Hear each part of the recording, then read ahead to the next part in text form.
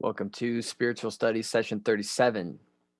This is on the undermentioned old religion, some may say dead religion, of Manichaeanism.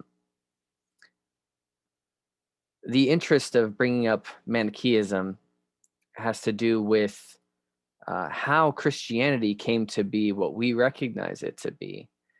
And this focus on this particular time in history, just a little bit after AD, just beyond the cusp of BC, where the religions that we recognize today, many of them had their beginning. And so this is kind of a nexus point for religions of both the East and the West, from how we understand religions in our day and age. So Manichaeanism is at the center of this discussion, which often goes undermentioned because it is the loser per se. They say history is written by the winners, right? And oftentimes you won't glean the wisdoms from the things that go undermentioned. So this particular session and this talk is going to give the full array, as much as can be done within an hour or so, of what this was, how it relates, and what we can take from it personally. So when I say Manichaeanism, uh, this is the prophet Mani, or Mani. I'm not entirely sure. This religion was found in the 3rd century AD. So we saw its roots in the Middle East. However, in time, it would spread to as far east as China and as far west as the Roman Empire. So you can argue that this is the first transnational, loose term there, transnational religion. This effort of Manichaeanism spread would be the first to really pioneer the appropriation or the replacement of classic paganism in the ancient world. You can look at this time of Judaism as a much more centralized ideology, spirituality. So this would be the first one that would spread itself and would assimilate in cultures well beyond where it started. There is not much left of this initial belief, both in the form of texts and in the form of temples. You can still find some that survive in China, that have been appropriated into sanghas, because Manichaeism didn't wane away in China until the 14th century. It died in the Western world much sooner than that. But when it comes to Mani or Mani, he was born in Iraq, or what we now call Iraq, and was raised as a Jew. Um, and in this particular community that he was raised in, we we would be wise to mention that there were many texts around at this time that weren't always available, most notably, and I can't even name most of them, but a lot of apocrypha. And one that we'll be talking about later is this inspiration taken from the book of Enoch. So this is already an interesting case to be raised in, because this was a very transient, temperamental time when it came to the history of thought in this region. And this is what the influence that they call Gnostic has brought to the table as well, because as many people don't know, in the early forms of these times, in the early form before Christianity became what we recognize it now, there was a puberty of learning what how to believe what was presented. And Gnostics bloomed up immediately as soon as AD started. And so Manichaeanism is coming a little bit further down the line than Gnosticism, and would take a notable inspiration, as we'll see, from Gnosticism.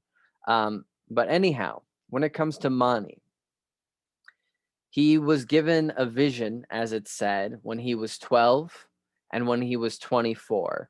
These experiences, visionary experiences, from what he called his heavenly twin, and that he believed to inherit the true message of Jesus in a new gospel.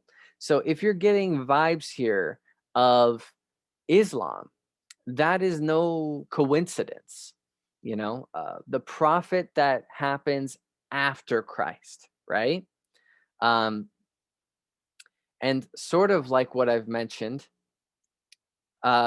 this idea of expanding beyond Judaism, beyond Gnosticism, has to do with Mani going to India or present-day Afghanistan and learning Buddhism, learning of Hinduism, expanding his awareness.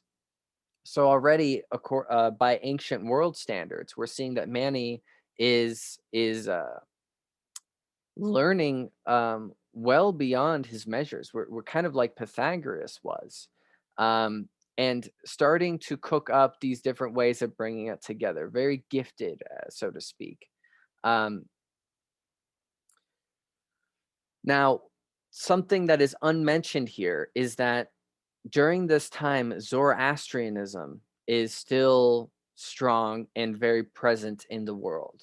And one of the first tenets that Mani is putting forward in what would become Manichaeism is a strong duality, that there is an equal fight, so to speak, and that's oversimplifying, between the light and the dark.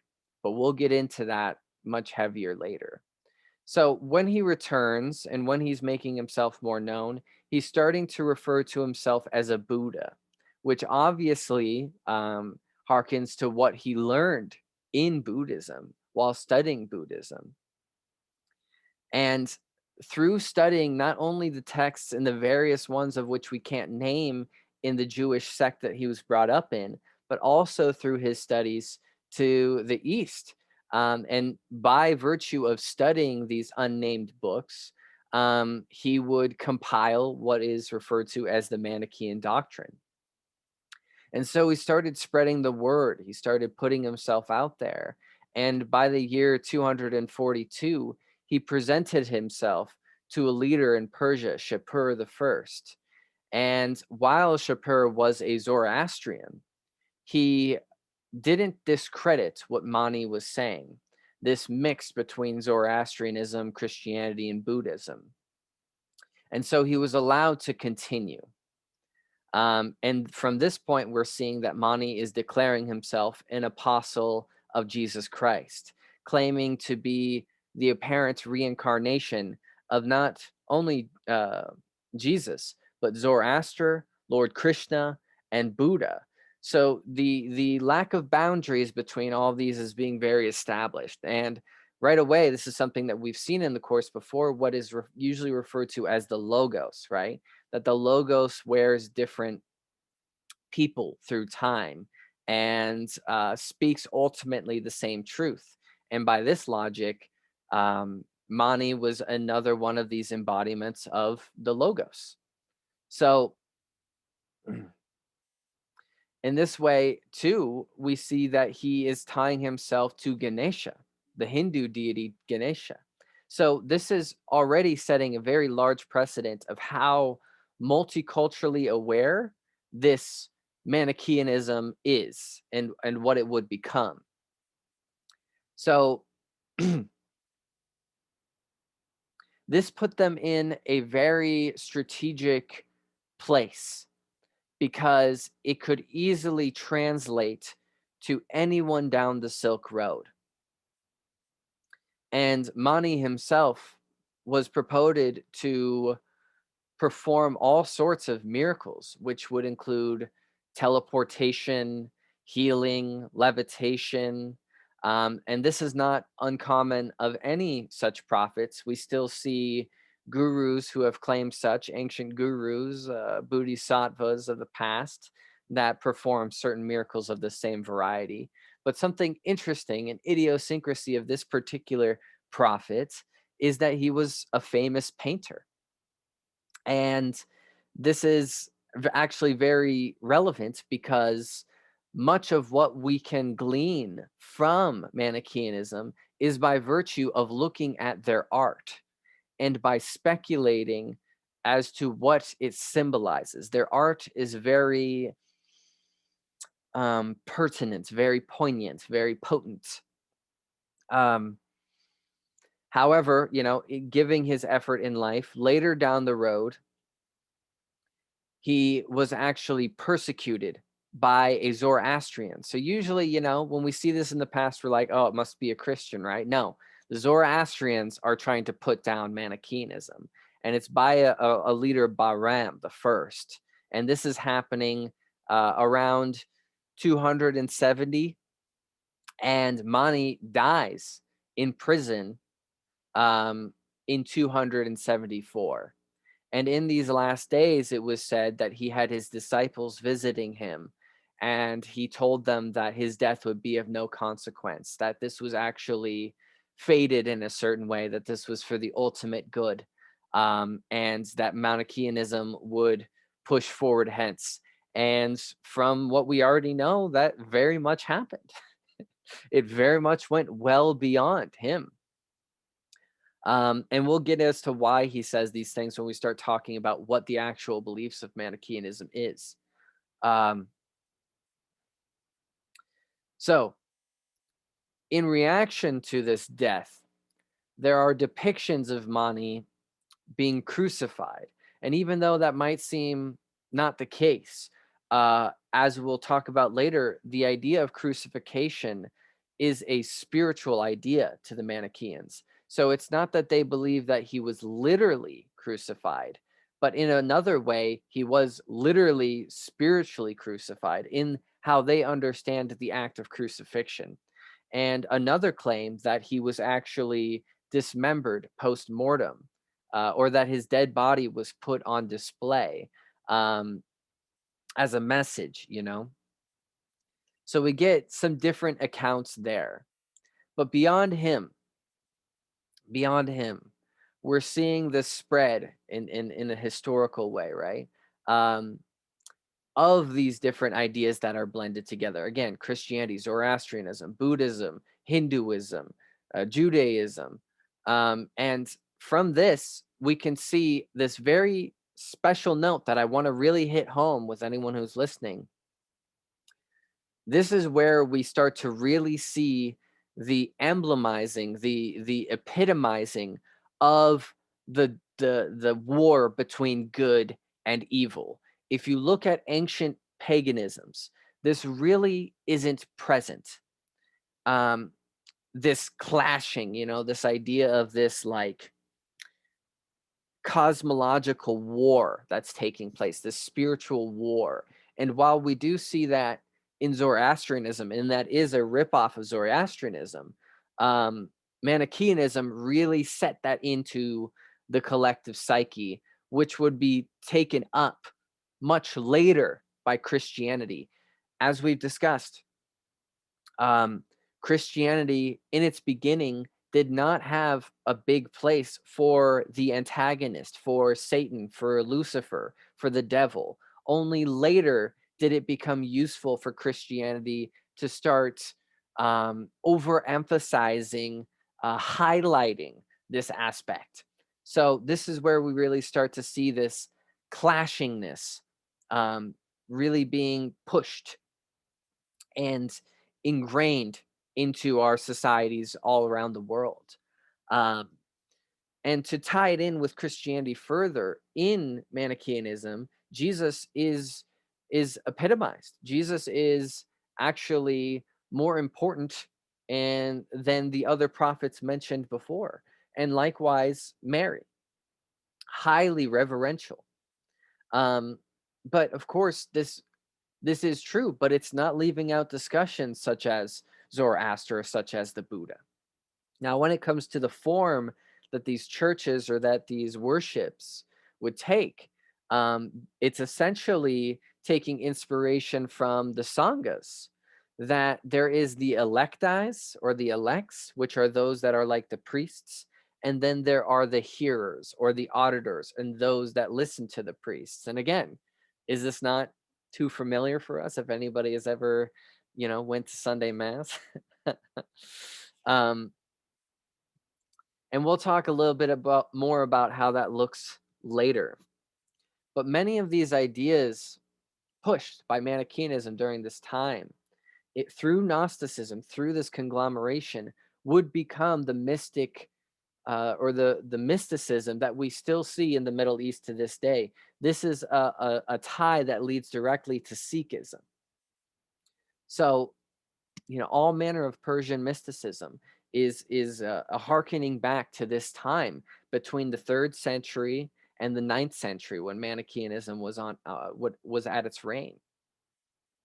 And so, with what I've already said, it's really natural to see how easily, just by me describing it as an over blanket statement, how easily this would have spread to people, because it's like, oh, yes, I already believe that. So it's not a far leap from any of these places, and that's why it spread so effectively. And as we'll see later in history with Christianity, appropriating these different holidays, making it a part of the Christian canon, and this is how they would Christianize the pagans for years and years and years. So pay homage, huh? Pay homage.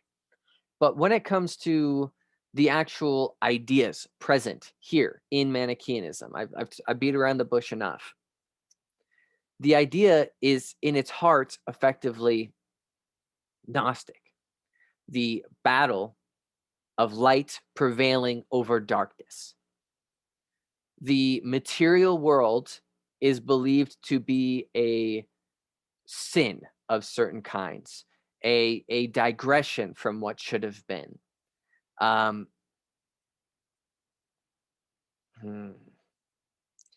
This idea of redemption would be to transcend the material world, to transcend this forgetfulness, and go beyond, which we could see in any of these religions, right? In Hinduism, it's samsara, or it's not samsara. In Hinduism, it's moksha. In Buddhism, it's nirvana. In Kabbalism, as it was forming during this time too, it's to become a Kabbalist.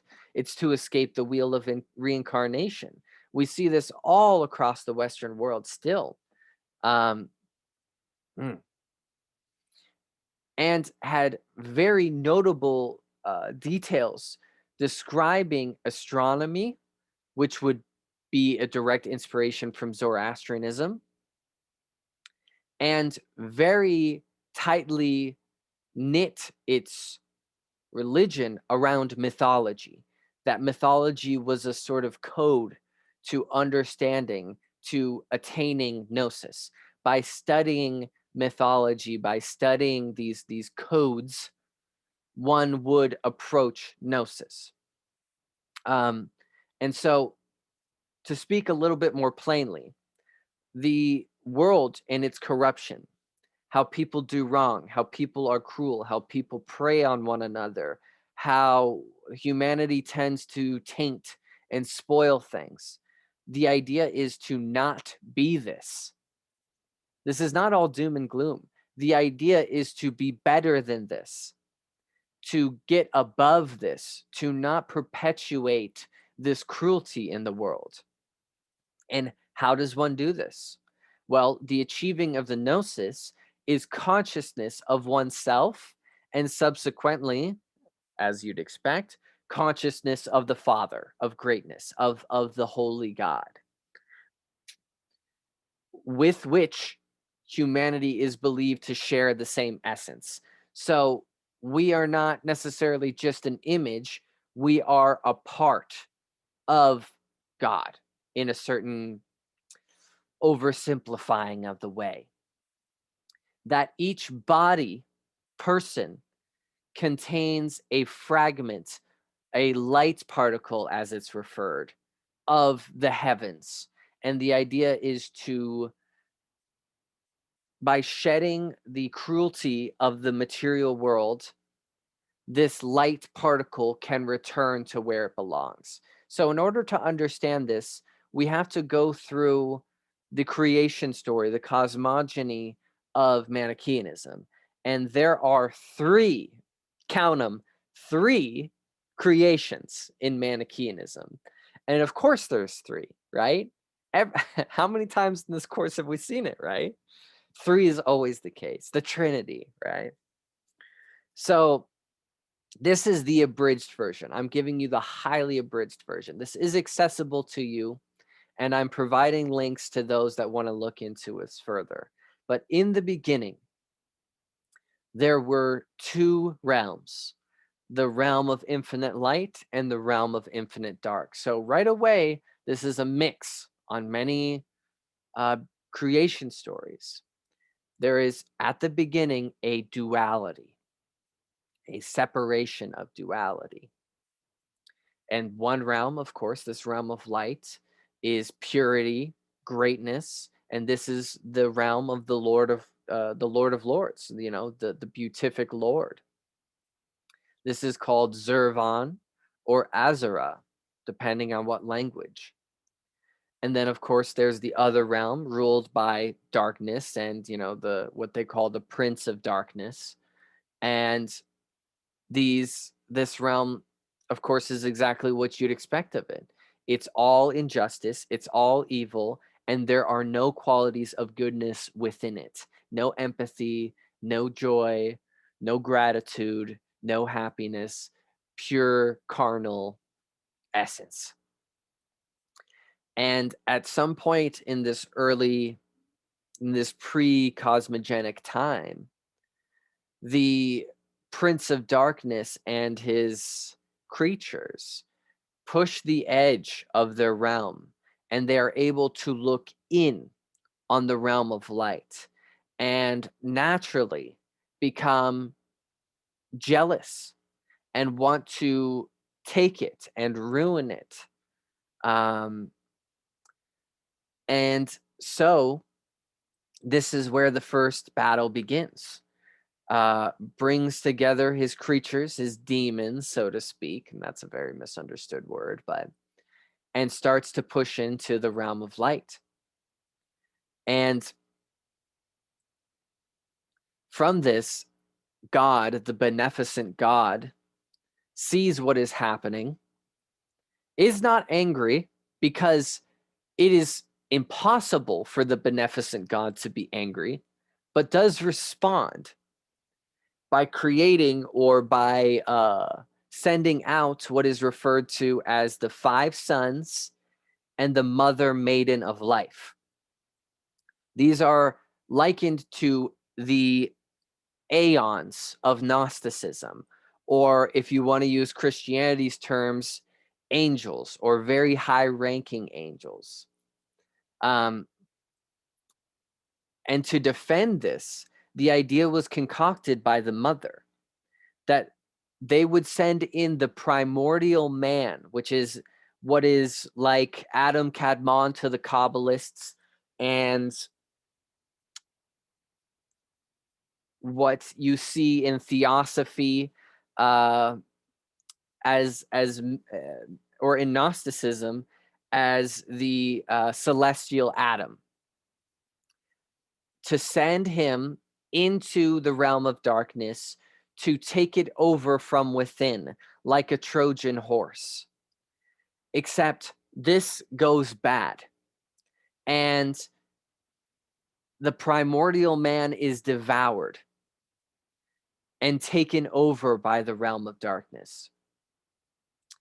And right away, the beneficent God does what can be done to bring back as much light as possible. And some of it is returned. but some of it is trapped and kept in the realm of darkness. They couldn't save it all. And so what is done is the light realm takes the corpses of all the slain demons from the evil realm and all the debris that was made by the war, and creates the universe and the 10 heavens, as it's called. And God himself created the stars, the sun, and the moon out of the light that was brought back from the darkness. And the idea of creating this realm is a plan to bring the rest of it back. And so God sends out what are referred to as the virgins of light to trick these demons into giving up the stolen light. And this light fell down to the earth, and matter, the material world, ate it up and formed itself into a coil. And this is the grievous wheel, or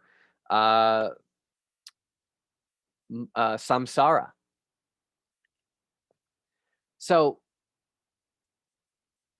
in this game, right, the Lord of Darkness actually makes the shape of a human being to trap the light inside, concocted it with spells and such. And these creatures were Adam and Eve. So right away you're seeing, just like in Gnosticism it did, the God as they interpret it of the Old Testament is not the beneficent God, the one seen in Genesis, the one that has them in the Garden of Eden, is not the beneficent God. This is just as true in Gnosticism as it is in Manichaeanism. And here, the same sort of twist, but a little bit different, is that the beneficent God sees what's happening and creates the tree of life and the fruits that come off the tree of life. And so, of course, the Lord of Darkness sees this and says to Adam and Eve to not eat it. The one thing to do is to not eat from the tree. And so this is where we see the introduction of Jesus, the Luminary, which in Manichaeism, there are 3 Jesuses. And I know that sounds confusing. We'll get into it later. But this is Jesus, the Luminary, and goes down to Eden to convince them to eat from the tree of life, because to do so would give them the gnosis, or the awareness of what has been done to them. So here's the idea. The material world is blindness. We don't know where we come from. We don't know what we're doing here. So this is the way of explaining it. That Jesus the Luminary told them to eat from the tree of knowledge, because otherwise they would have been trapped in matter and forgetfulness and ignorance forever. And so in order to bring them back to their home, to the realm of light, they had to learn the knowledge of good and evil. And that knowledge is the truth, right? Because in the beginning, there was only the realms of good and evil. So this is why, this is the story as it goes on to the present by the Manichaean tradition understanding, is that now as humans, gnosis is available. The knowledge from the tree has passed down through humanity, and it's possible to eventually return all the light that was trapped here to that realm, to where it belongs, to its home. And so all of this was created, these 3 creations, which I've skimmed over very quickly, was all created because of the mixing of these 2 realms, the mixing of the light and the dark. If that had never happened, none of this would come to be, which that seems very obvious almost, right? And so in this way, by this creation story, you can see that the human body and its temptations, its gluttony, This is demonic by this philosophy, right? But the spirit, the one who yearns for something better, the altruist in us, the one who's conscious, the one who's empathetic, this is the spirit of the light, the transcendental, the celestial, the one who does not belong here. And so the whole idea of existence is to release itself from the imprisonment. And I want to say something right away, is that this is very distinct. This like equal battle between good and evil, right? Because as it is in Christianity, God is supreme, right? And for whatever reason, the devil and the underworld exists. For whatever reason, right? But this one is really showing that this game has to be played, that there's an equalness per se. And this very much owes itself to Zoroastrianism. We saw that in Zoroastrianism with Ahura Mazda and Angry Menu. So this is where it's taking that from. So this isn't completely original, but again, it's codifying this more in the collective consciousness, which would further inspire Christianity later, as I've said before. So to get back to the point, to not transcend, to not reach the gnosis, to not realize the imprisonment of the body, is to sign yourself up to go around the wheel again. You will be reincarnated again and again and again in a world that is interpreted as an agony.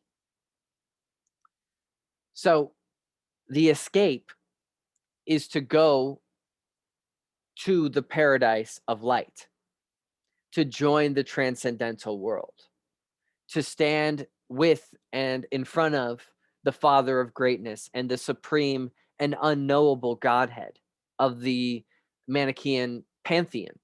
And when I say pantheon, yes, I do mean pantheon. There is deities within this religion. And that this deity can't directly intervene in this realm because it is not of the material world. It is of the spirit. It is of that part of ourself. This material world is not his realm. Darkness is this realm. That's the idea. And that's why prayers go unanswered and, blah, blah, blah, right?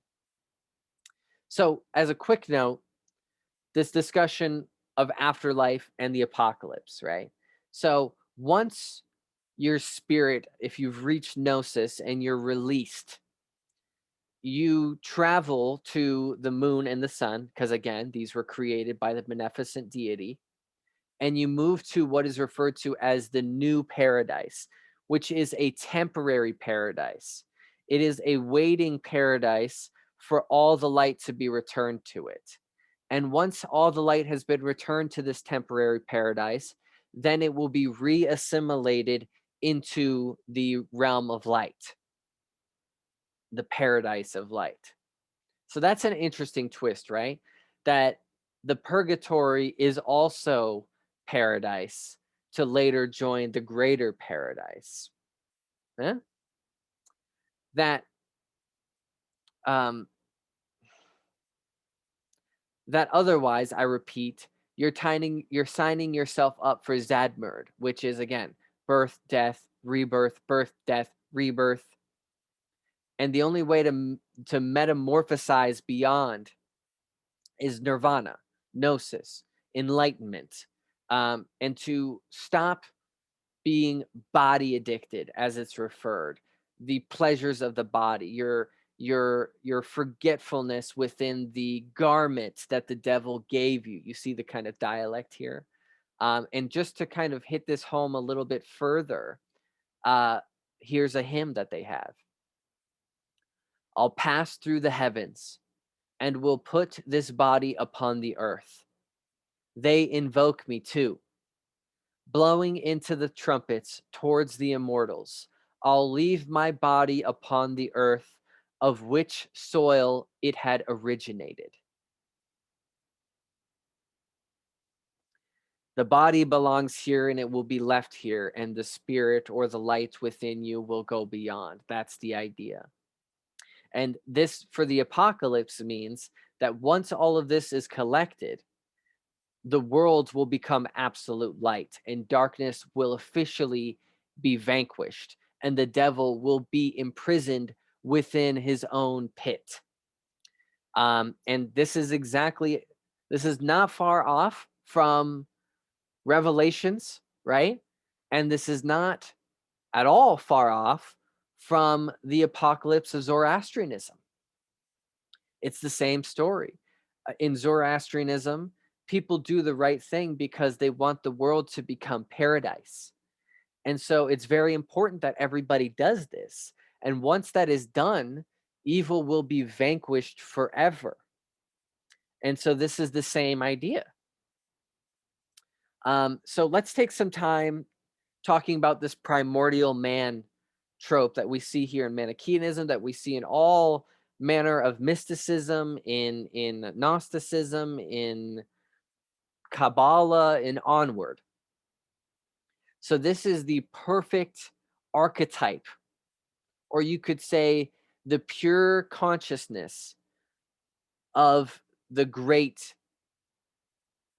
side of mankind.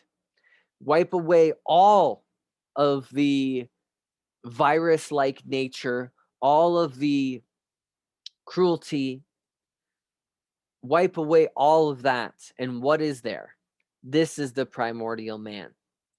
And this is a concept which is central to mysticism all over the world. Think about it. It's idealism. The world is not what we feel it ought to be. We feel it ought to be much more honoring, much more conscious, much more self-aware, much more accommodating amongst ourselves. And so this idealism, as some people kind of wave it off by that verbiage with, is the essence, the archetype that is called the primordial man. And again, this is the primordial man trapped in the depths of darkness. That is the allegory for our direct experience in the world. And they put this they're very serious about how mortifying this is, how unnatural this is, how deaf, how blind we've become, how lost we've become by Manichaean and by extension Gnosticism, right? If kept blind, there is no hope for redemption or salvation. There is no hope that this will get better if we are kept blind, if the individual is kept blind. And the result of this is existentialism, alienation, forgetfulness, bewilderment. And when I was talking about Gnosticism, that's why I believe Gnosticism and these topics are coming back up, is because it's showing us that in the ancient past, we did feel this way. People tend to think that nihilism and existentialism are postmodern phenomena. But in truth, you can find this way back when, that this has been something in us for a long time. And so if you relate to this feeling of alienation, to this feeling that the idealist in you dies inside, then in this day and age, Manichaeanism would have been your jam.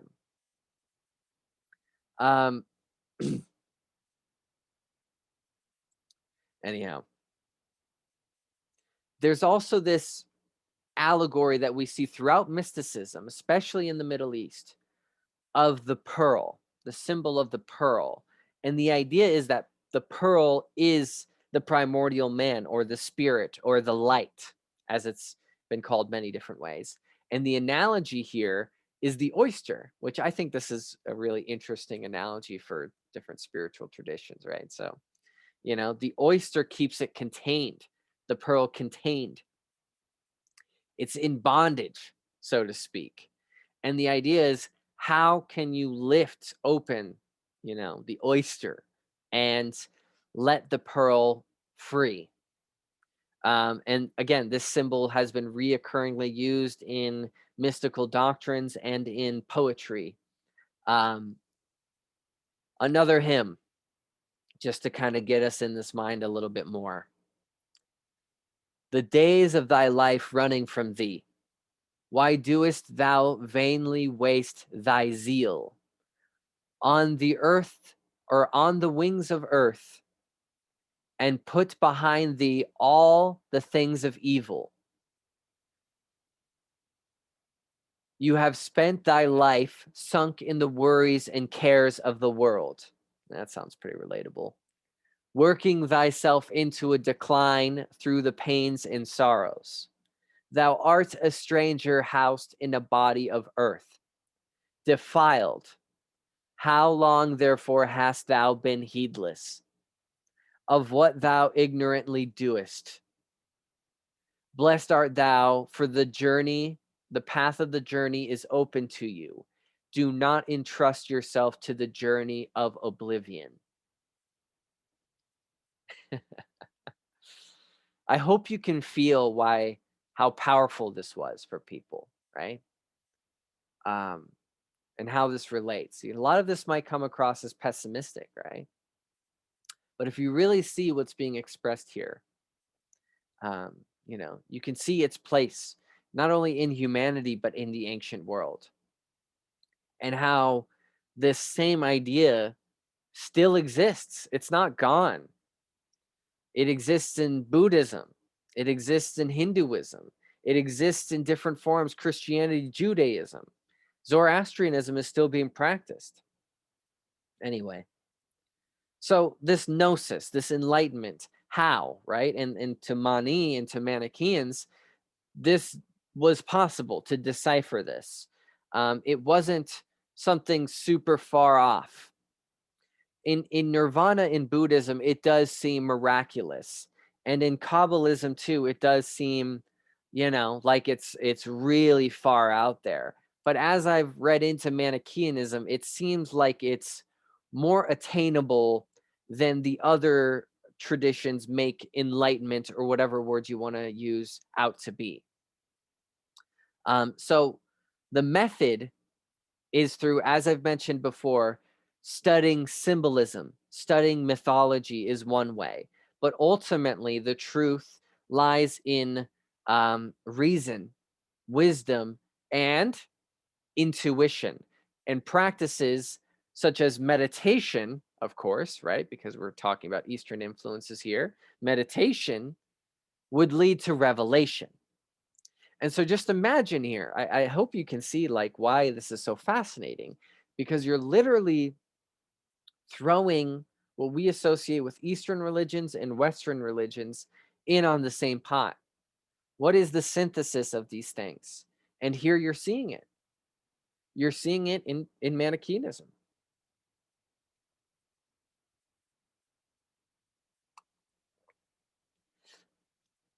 By this logic, myth is around as a breadcrumb trail to enlightenment. That the ancients left this for us to become enlightened. And if only we can wipe away our ignorance and understand it, then there's gnosis, or whatever word, right? And from this is how you attain immortality. This is how you return to where you really belong. This is where fulfillment actually is. Fulfillment is not in the living worlds. It is beyond. That's the only way. And so what does this look like? Let's get back to how this was practiced. Obviously, by this philosophy, as we've laid it out, aestheticism would be natural. To deny the body, This is very popular in the ancient world. So the elect, as I mentioned them before, would follow very strict rules. They would eat only one meal a day. It had to be vegetarian, and it could only be supplied by the hearers. So the hearers would come and through a ceremonious act present them with one meal. They would only change their clothes once a year.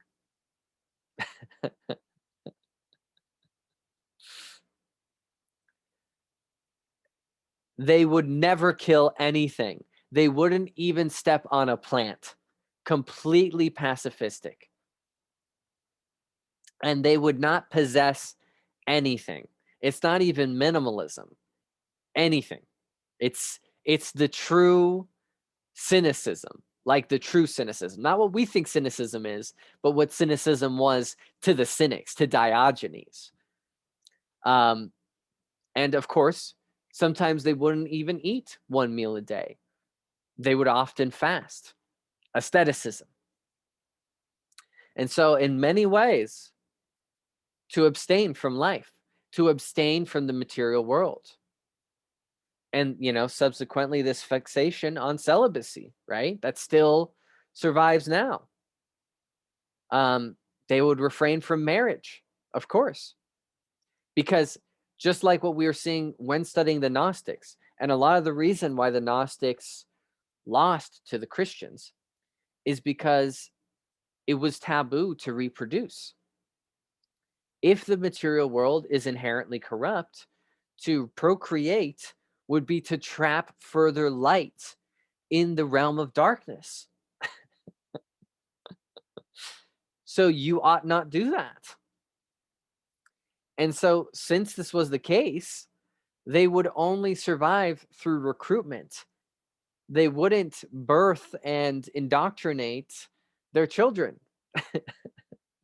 which would give Christianity the numbers, right? And this could be one of the many reasons that Manichaeanism would fade eventually, right? Or at least make it so that it's not for everybody, right? However, the hearers, not the electi, had a different story. You did see free relationships between men and women in the hearers. So just like in the Gnostics, there are some wavings of taboos depending on what area Manichaeanism is being practiced. Eastern Manichaeism isn't necessarily the same as Western Manichaeanism, but what I'm doing is I'm giving, the overarching, I'm not getting that detailed. And likewise here, we see what appears to be equality between men and women within Manichaeanism. So yet again, as we see oftentimes in undermentioned religions of the past, there was equality, but equality always lost. It was always killed. Oh man. Anyway, so let's take a little bit to talk about these three Jesuses that I mentioned before. So these are different deities in a way. These are different aeons.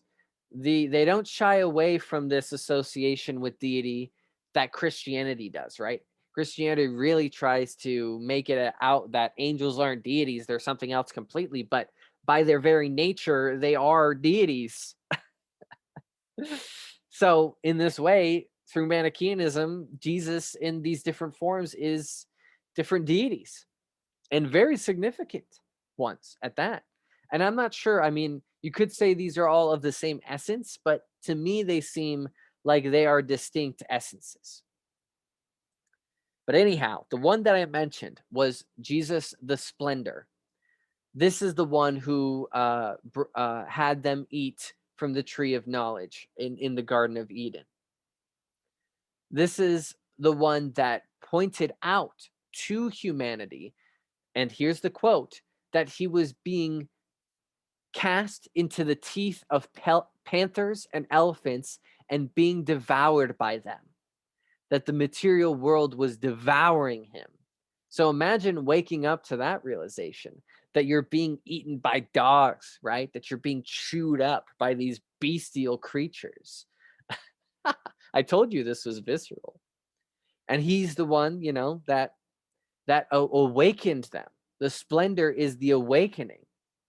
And so Jesus the splendor is the archetypal source of all revelation, of all realization, and is the unalterable consciousness that puts people on the path towards awakening, towards escaping their asleepness. Yeah, it kind of gives me like wake up sheeple type of vibes, right?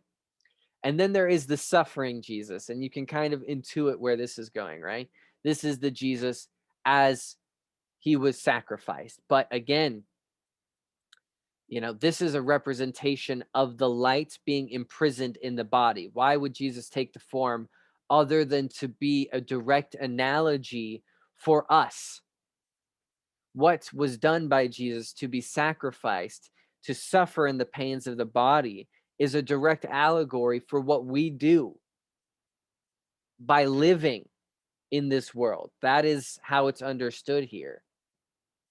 And then there's Jesus the Messiah. And so this one isn't necessarily just suffering. It's not far off though, but it's the one that is being crucified because of man's sins. Now, here's a tricky situation, right? In Gnosticism and in the Book of Enoch, which we'll talk about in a bit, the fault of the world is not because of mankind. It is beyond mankind. But the fault has soaked in to mankind. And now he's doing it to himself. And so what he's done to himself is why Jesus the Messiah exists and took on the appearance of man. And again, I want to point out in all these cases that this crucifixion was a spiritual allegory as it's viewed in Manichaeanism and as it would later inspire the idea in Islam. This is, oh gosh, I don't need to hit that home anymore. I want to make a note here and say that there are many deities. If you look up the cosmogony, and again, look to the sources if you're interested, there are many more deities that are included, not just deities that took part in the creation stories that I abridged and glossed over, but also in the apocalypse, in the return. And these are all different aeons, and they're all very unique to Manichaeanism. It's super interesting. I don't have the time to go through it right now. Usually I would, but I want to touch on different things because my main interest here is equating you with how the implications of Manichaeanism on how we understand the world and how it's fanned out to philosophies beyond religion. But anyway, I just wanted to mention those deities. If you have the time, look into it. So,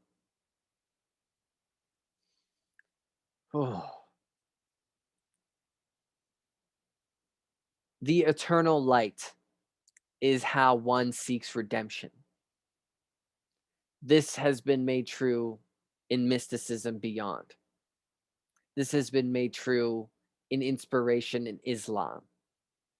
This eternal light is the complete embodiment or stepping into the greatest aspects of mankind.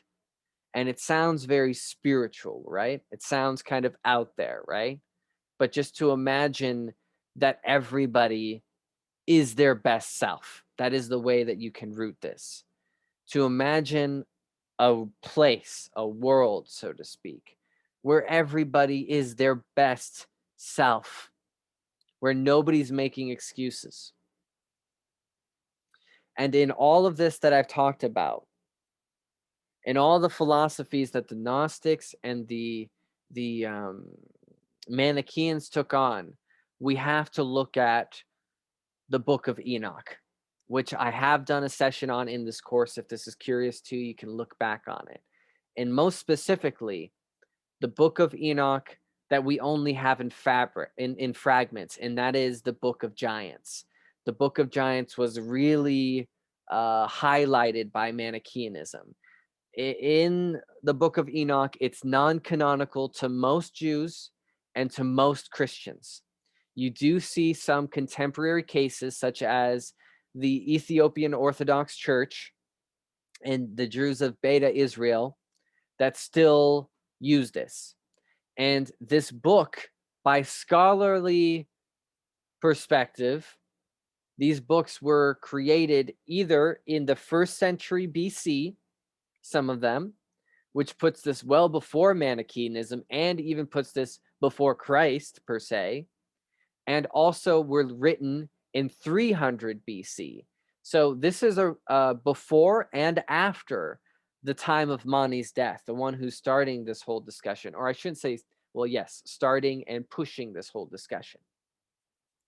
So all around this time, when we're talking about the Watchers, when we're talking about the sins of the angels who came to earth to mate with women that corrupted mankind, this is all being flushed out in this same era and by the same people who raised Mani, in his Jewish upbringing. And so while some of this stuff might seem pretty wild, might seem pretty out there, the perspectives on what the Bible is and what Jesus is, on what the devil is, on what God is, all these things, right? This time had a lot more ideas about that than we do now. And if one investigates the book of Enoch, you can see how Manichaeanism is inspired by it. It's not taking it in handfuls, but it's definitely inspired by it in several different ways. The book was directly quoted by Mani in his orations, and is a part of what were the writings of the Manichaean Church. And again, the big emphasis is on the one that we still don't have complete, the Book of Giants. So history might have more to say. The future might have more to say about what I'm referencing here.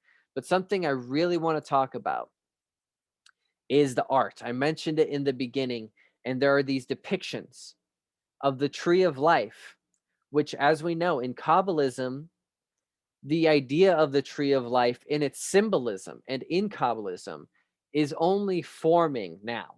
It's been referenced, but it won't be formed till years later. And so we see that this is a kind of retcon, that there's something interesting here, because the tree of life, as it's depicted in these tremendous murals in these monasteries of Manichaeanism, is that the tree has 3 trunks which reach into the waters. And so what does this water represent, right? It can go one of 2 ways, right? The tree's waters might be a representation of the nourishment of the kingdom of light, or that these waters are samsara, that this is the realm of birth and death, and that the upper part of the tree is the tree's longing and propulsion toward the realm of light. The experience of a plant, right, is to push itself out of darkness, out of the dirt, and toward the light. And so it's no accident that we see in Kabbalism or in various religious traditions that the tree is used as this allegory for ourselves. And so, to be born in the realm of darkness, which is samsara, the grievous wheel, the sea of birth and death, and to move up and beyond that dirt and to aspire, and in a different depiction, you see that there's not only a tree of life, but you also see there's a tree of death. And that the tree of life is giving off these beautiful fruits and is blossoming and lush, and that the tree of death is withered and lifeless, coarse, and that these two trees are depicted as intermingled. And so you can see how, meanwhile, and this is the depiction, in the world you have those that are blossoming, those that are awakening, those that are growing, those that are pushing toward altruism, humanity, blah, blah, blah. And at the same time, you have those that are on the tree of death, that are in decay, that are in blindness, that are in ignorance, that do all that they can to be cruel, to be self-servient, and to play into the dog eat dog exploitative nature of humanity. And so these two trees are growing together, right? They're spindling around each other like DNA. So that's a fascinating symbolism, allegory to be had there. And another way to look at these waters, is this idea of the soul being a diver. And I love this analogy too, that the soul, the person, is diving into the waters, is diving into the darkness in order to bring up the pearl, in order to bring up the precious treasures. They're putting themselves at risk of being subsumed by something that could ruin them, in order to bring back what was taken. And this is the light, to bring back to the place where people are fulfilled, where things are actually set right, that things aren't so twisted. And so what, in summation, without me going on and on and on, what are we seeing here? We're seeing an actual case of a religion that played on the mutualness of various religions around the world, of not having to pick a team, of a belief that looks at the truths of Hinduism, looks at the truths of Buddhism, looks at the truths of Christianity, Judaism, Zoroastrianism, and what were the hard hitters of its time, and asked, what is the synthesis here? What is the fundamental aspects to these beliefs, and went in on that. And this heavy dose of Gnosticism, of this idea of imprisonment within the material world, if understood in its correct context, is very relatable. But was there contributing to their ultimate downfall? What seems fundamentally nihilistic about this? And mind you, Buddhism is not far from that either. There is a fundamental nihilism. To be stuck in the wheels of samsara is a bad gig. And ultimately, even if it seems very dark and there's a lot of these weirder elements that seem foreign to us only because of the amount of time that's passed, and only because we are used to the strangeness that is Christianity in the modern world. We're not used to other strangenesses. And mind you, Christianity is very strange. It is super weird. So I hope this kind of dissolves some of those boundaries, kind of opens the field of ways, and this is important because it not only gives us an eye in on what we were going through as a human species in thought during this time. Kabbalism's cooking up. Christianity is getting its legs on. Pantheism is still around. And here we're seeing it play on all ends. Pantheism's here, monotheism's here, duality's here, reincarnation's here, but heaven and hell are also here. So gosh, this has to be fascinating to more people beyond me. But anyway, I'm just gonna stop at that.